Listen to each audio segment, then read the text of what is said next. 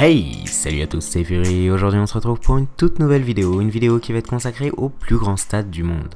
Vous connaissez tous le Santiago Bernabéu, Old Trafford, le Vélodrome, le Signal Iduna Park ou encore le stade du Rodouro. Eh bien dites-vous qu'aucun de ces grands stades ne fait partie des 10 plus grands stades du monde. Là on va parler de capacités énormes et je suis sûr que ça va vous impressionner. Je ferai prochainement une vidéo dédiée aux plus beaux stades, mais pour l'instant on va juste se concentrer sur le nombre de places et sans attendre, c'est parti. On commence tout de suite en nous rendant en Égypte pour découvrir le stade de la sélection nationale égyptienne, le Borg Al Arab. Ce stade est donc le 10e plus grand au monde, encore en activité, mais en vrai, même si celui-ci peut abriter 86 000 personnes, il est très peu utilisé. En réalité, il a été construit par l'armée égyptienne pour son entraînement et n'est utilisé que quand la sélection égyptienne se déplace en province, celui-ci se situant à Alexandrie. Dites-vous que le seul événement un tout petit peu important qui s'est déroulé dans ce stade, c'est la Coupe du Monde des moins de 20 ans. En 2009. Oui, je vous l'avais dit, on va parler des plus grands stades, mais pas forcément des plus mythiques. On continue du coup avec le Bungkarno, on va pas se mentir, je sais pas du tout comment ça se prononce. Celui-ci est situé à Jakarta, la capitale indonésienne, et sert principalement à accueillir l'équipe nationale indonésienne.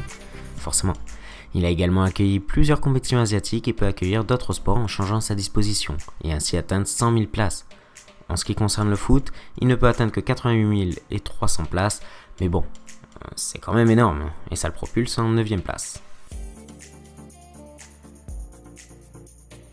Et en 8ème position, il y a le stade Loujniki qui aura une capacité de 89 000 places pour la Coupe du Monde en Russie. Il sera le stade principal de la compétition, accueillant la finale, le match d'ouverture et beaucoup d'autres matchs, faisant ainsi de lui le plus grand stade de Russie. Celui-ci abrite les matchs du Spartak Moscou mais également du CSKA Moscou qui partagent le stade. A l'origine, c'était un stade à la gloire de Lénine qui pouvait accueillir 103 000 places, mais pour des raisons de sécurité, la capacité a été réduite. Là par contre, on va parler d'un stade réellement mythique, Wembley, le stade de la sélection anglaise, le plus grand stade anglais et qui compte quand même 90 000 places, soit le 2e plus grand stade d'Europe. Ce stade a pris la place de l'ancien Wembley qui fut démoli en 2003 en vue de construire un stade plus moderne et plus grand pour les JO 2012. Il était facilement reconnaissable grâce à ses 2 tours jumelles et il était quand même très original. L'ancien avait quand même été construit en 1922, donc ça date. Beaucoup de compétitions, notamment des finales de Coupe européenne ou la finale de la Coupe du Monde 1966 se sont déroulées.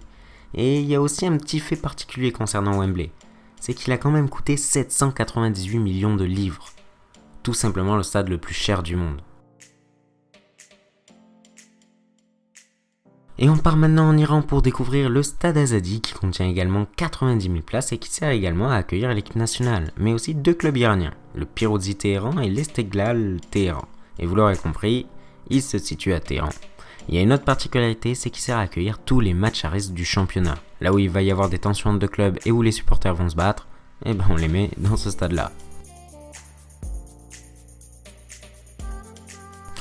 On va retourner en Afrique et plus précisément en Afrique du Sud pour voir le FNB Stadium.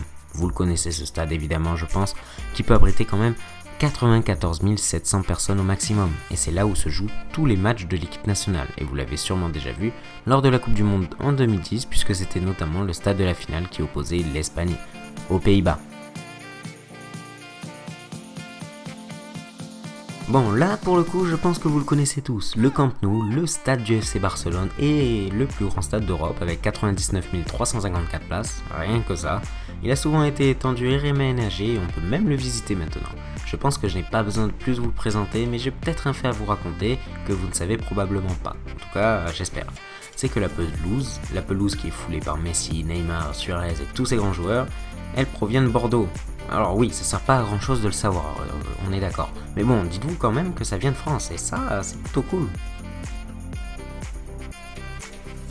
Et là, on va commencer à rentrer dans les très grands stades de plus de 100 000 places, et on va donc voir le Bukit Jalil, qui est le stade principal de la Malaisie, avec 100 200 places. Et j'ai pas grand chose d'autre à vous dire en fait. Je doute que parmi vous, beaucoup de gens s'intéressent de près au football malais, et de toute manière, on va pas se mentir, on s'en fout un petit peu. Mais bon, il a quand même le mérite d'exister, et bon, j'ai peut-être quelque chose à vous dire. En fait, il n'y a que 87 411 places assises. Tout le reste, permettant d'atteindre cette capacité, ce sont des places debout. Et oui, c'est un petit peu de la triche. Et on va poursuivre avec un stade mexicain qui se retrouve en deuxième place, le Stade Azteca qui contient 105 064 places. Il a quand même accueilli 2 finales de Coupe du Monde en 1970 et en 1986 et depuis c'est le stade de l'América Mexico qui y joue. Dites-vous que la capacité a été réduite à cause de la sécurité et qu'il pouvait accueillir avant 114 000 personnes. Et dites-vous que le premier est quand même loin, très très loin devant.